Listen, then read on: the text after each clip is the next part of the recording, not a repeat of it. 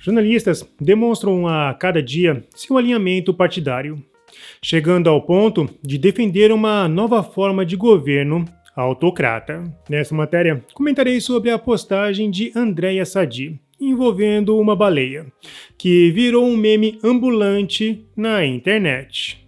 Além disso, abordarei a publicação mais polêmica de ontem, a do jornalista que recebeu uma chamada no ponto eletrônico, após divulgar o rombo de Lula. E não posso esquecer da passada de pano do Metrópolis, que piorou ainda mais a imagem dos jornalistas partidários. Eu sou Marcelo Pontes e este é o Verdade Política, um canal que busca revelar o filme preto e branco da nossa política.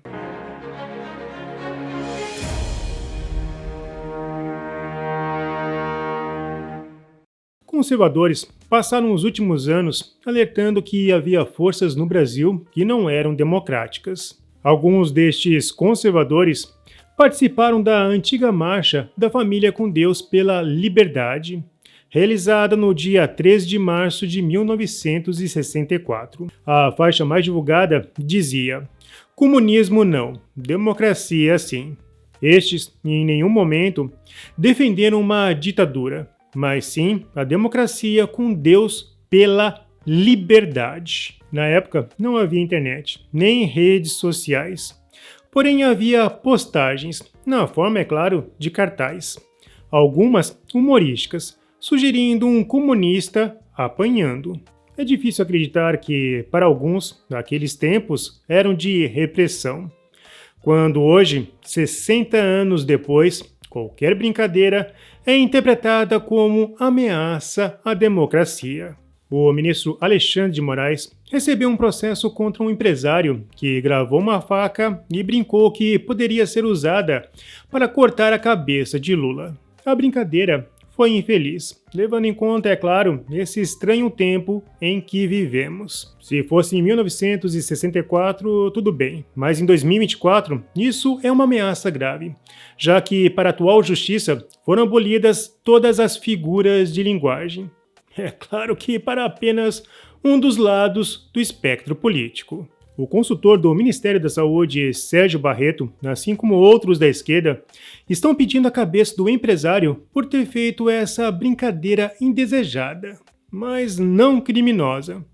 Neste caso, é figura de linguagem, mesmo que a consequência possa ser literal. Muitos cristãos conhecem a expressão "Jesus pisou na cabeça da serpente", e Lula fez uma alusão a este trecho em 2016. Após se referir ao povo conservador, Lula completou: "Se tentaram matar a jararaca, não bateram na cabeça, bateram no rabo. A jararaca tá viva, como sempre esteve". Será que Lula teria cometido algum crime ao estimular de alguma forma que conservadores mirassem na cabeça e não na cauda? O texto é uma figura de linguagem e ninguém deveria ser processado por usar tal expressão. Mas um empresário catarinense responderá, segundo o Ministério Público, por crimes de ameaça e contra o Estado Democrático de Direito. E essa acusação provavelmente será confirmada, já que parte da mídia virou uma extensão venenosa do Ministério Público. O DCM, por exemplo, já bateu o martelo. Não foi figura de linguagem. O empresário ameaçou cortar a cabeça de Lula. Em agosto de 2022, se debateu se poderia ou não usar a cabeça de Bolsonaro para jogar futebol. Parece piada, mas não.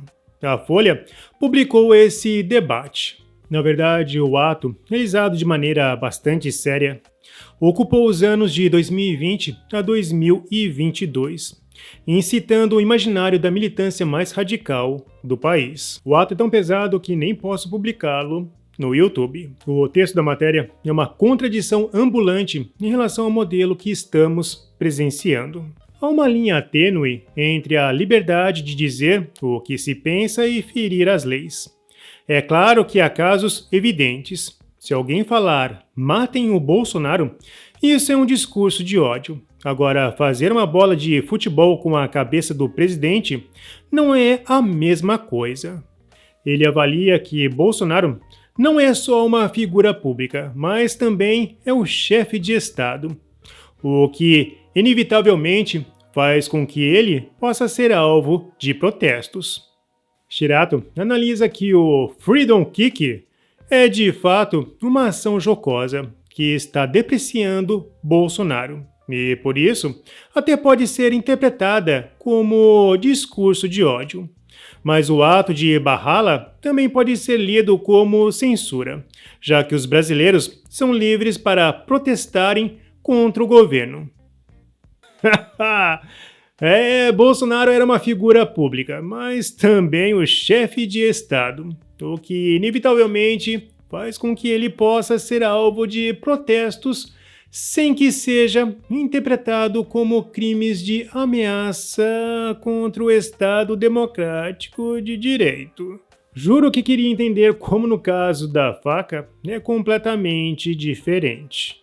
Mas se você for conservador, na verdade, se for conservador com camisa do Brasil e pastor ou padre, então já é suspeito. Trouxe o conjunto probatório destes fatos para mostrar que nossa mídia está alinhada à atual justiça do país. E eles, por sua vez, estão dentro de um único núcleo partidário. No ano de 2023, presenciamos muitos jornalistas indo trabalhar no governo Lula, incluindo grandes jornalistas que trabalharam na Globo. Com seu protagonismo na forma de um agente camuflado, Marcos Uchoa foi um dos exemplos indiscretos na live fracassada de Lula. É por isso que jornalistas contra o sistema afirmam que no país há um consórcio judiciário midiático e partidário. E essa informação se consolida literalmente na matéria. Comentarista pede demissão da CNN para trabalhar com Lewandowski no governo Lula. Meus amigos, nem sei como comentar isso. É muita coisa errada moralmente em uma única frase. Temos uma jornalista da CNN trabalhando para um ex-ministro do Supremo que entregou informações adquiridas de forma criminosa para a defesa do condenado Lula, que agora virou ministro da Justiça de Lula. Esse é o resumo do filme.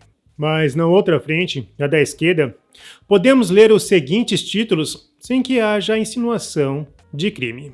Jornalista é demitido da ABC vinculada ao governo após críticas ao STF e Lula.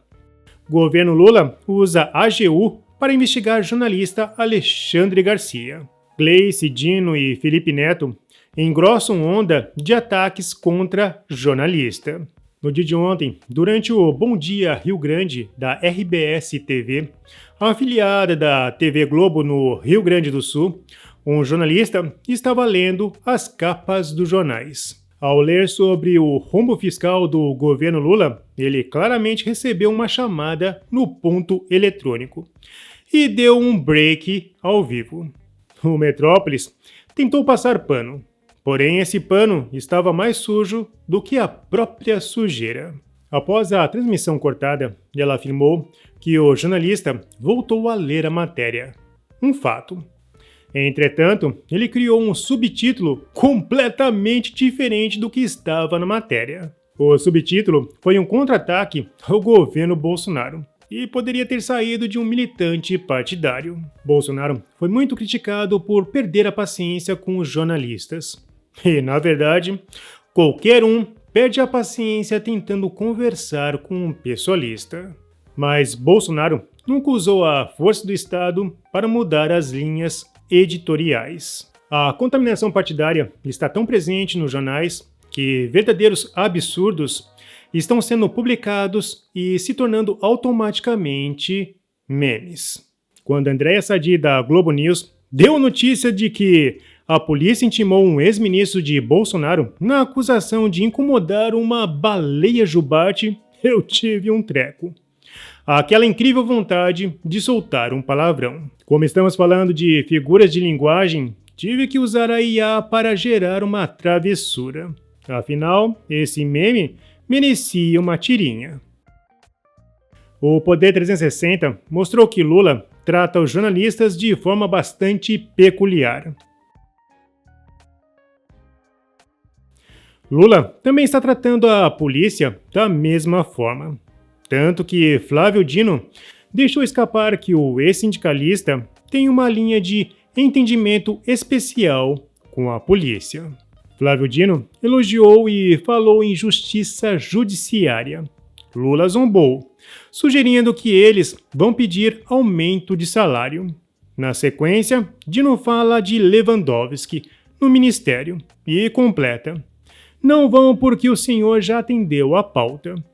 E se chegarem, o senhor pode pedir uma liminar no Supremo. Sobre essa excelente polícia judiciária, mencionada aí por Flávio Dino, eu afirmei: como havia comentado, a polícia não checa mais nada, foto, calendário, nem CPF. Não quero pensar nisso, mas tudo leva a crer que, para a polícia de Lula, ser apoiador de Bolsonaro já é confissão de crime. Nem precisa de checagem. Esse país virou uma bagunça sem precedentes. No atual sistema, Lula acha sensato eliminar o bolsonarismo, ao mesmo tempo em que defende a humanização para criminosos pequenos, mas com ampla capacidade para realizar homicídios. Muitos daqueles conservadores que participaram daquela marcha em 64, infelizmente já faleceram. Outros não. Porém estes, seguindo os princípios bíblicos, deixaram uma rica herança que poderá salvar o Brasil. Por isso termino esse vídeo com a chave para o futuro moral deste país.